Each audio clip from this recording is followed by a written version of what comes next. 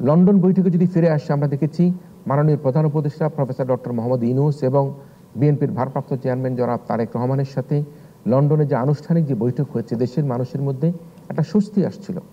একটা কাঙ্ক্ষিত সময় নির্বাচনের কথা বলা হচ্ছিল, ফেব্রুয়ারিতে নির্বাচন হবে বলে মানুষের মধ্যে আশাবাদ ব্যক্ত হয়েছিল। কিন্তু এখন মানুষ প্রশ্ন করে, আদৌ কি বাংলাদেশে নির্বাচন হচ্ছে? নির্বাচন কবে হবে, কখন হবে? এটি কি আমাদের জুলাই চেতনার অঙ্গীকার ছিল?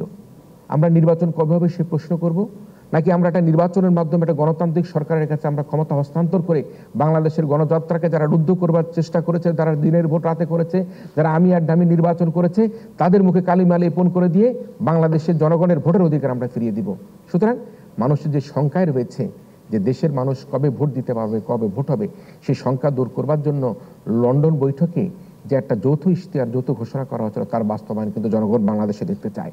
আমরা মনে করি যদি বাংলাদেশে নির্বাচন যত বিলম্বিত হবে, তত আমাদের চাঁদাবাজি বাড়বে, মব সন্ত্রাস বাড়বে, লালন সঙ্গীত বন্ধ করার চেষ্টা করা হবে, মাজার ভাঙবে, চাঁদাবাজি সহ নানা রকম অপকর্ম বাড়তেই থাকবে। সে কারণে কাঙ্ক্ষিত সময়ে নির্বাচন অনুষ্ঠিত না হলে আমরা কিন্তু চাঁদাবাজি বলি, মব সন্ত্রাস বলি, লালন সঙ্গীত বন্ধ বলি, আমাদের জাতীয় সঙ্গীত নিয়ে প্রশ্ন তোলার কথা বলি, এইগুলি কিন্তু চলতেই থাকবে।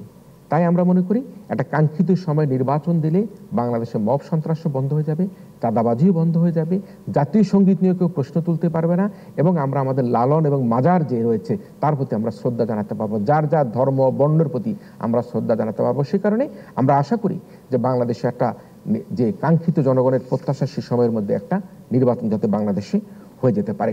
বসুন্ধরা টিস্যু, অশুদ্ধতার বিরুদ্ধে এক বিন্দুও ছাড় নয়। আমরা কি দেখেছি এখানে আজকে বিতার্কিকরা বলেছে, কি দুঃখের কথা, কি কষ্টের কথা। আজকে দৃশ্যের যদি ভেসে উঠে, টেলিভিশনের পর্দাগুলো যদি কিছুটা প্রচার করতে পেরেছে, কিছুটা প্রচার করতে পারেনি।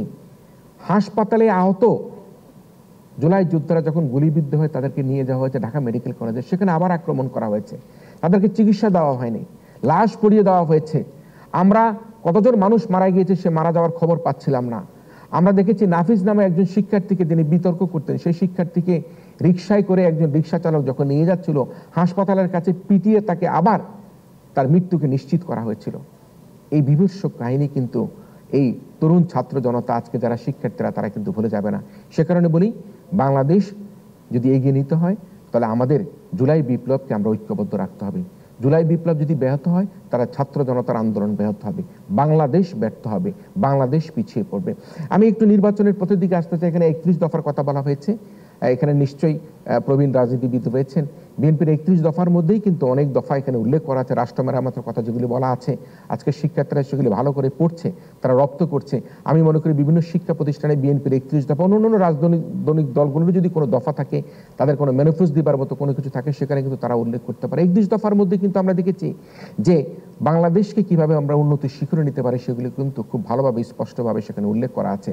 আমরা আশা করব সেখানে যদি আরো 2-4টি ইনপুট দিতে হয়। আজকে ছাত্ররা আছেন, শিক্ষার্থীরা আছেন, শিক্ষকরা আছেন, আপনার কিছু থাকলে এখানে রাজনীতিবিদরা আছেন, তারা আপনি বলতে পারেন। সবশেষে একটা কথা বলবো, আমরা বেগম খালেদা জিয়াকে বিনা চিকিৎসা যেভাবে নির্যাতন করা হয়েছিল, কারাগারে আবদ্ধ রাখা হয়েছিল, মৃত্যুর দিকে ঠেলে দেওয়া হয়েছিল, আজকে আমরা আশা করব বেগম খালেদা জিয়ার বিরুদ্ধে যে ধরনের ষড়যন্ত্রমূলক মামলা করা হয়েছিল, সেই মামলাগুলো আদালতের মাধ্যমে নিষ্পত্তি হয়েছে। আমরা শুনতে পাচ্ছি তিনি নির্বাচনে অংশগ্রহণ করবেন। জাতি আশা করে বেগম খালেদা জিয়া তিনি আগামী জাতীয় নির্বাচনে যে কটি আসনে নির্বাচন করা সম্ভব, প্রত্যেকটি আসনে তিনি নির্বাচনে অংশগ্রহণ করবেন।